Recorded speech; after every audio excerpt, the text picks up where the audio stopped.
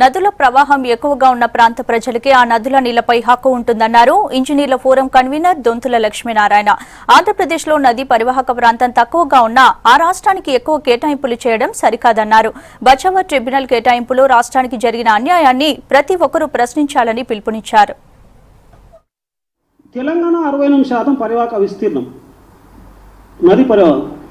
అదే ఈ సీమాంధ్ర రెండు కలిసి 31.5 పరివాహక విస్తీర్ణం. ప్రపంచవ్యాప్తంగా ఆమోదించిన సూత్రం ప్రకారం ఏ నది పరివాహక విస్తీర్ణం ఎక్కువ ఉంటుందో ఆ ప్రాంతానికి ఆ నది యొక్క హక్కును, నీటి హక్కును పొందడానికి అర్హులు వాళ్ళు.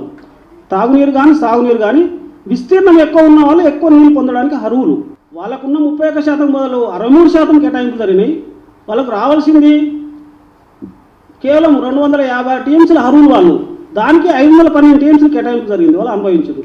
ఇక్కడ మన తెలంగాణకు మన పరివాహక ప్రాంతం కృష్ణా మీద 542 టీఎంసీలు మనకు హక్కు రావాలి వాస్తవానికి మన పరివాహక ప్రాంతం తెలంగాణకు. కానీ ఇక్కడ కేటాయింపులు అయింది 299 జరిగింది. బచావర్ ట్రిబ్యునల్ ఆ విధంగా కేటాయింపు జరిగింది. కొత్త ట్రిబ్యునల్ ముందైనా ప్రతిపాదనతో పోవాలి ప్రభుత్వం. ఏ ప్రతిపాదనతో పోవాలి?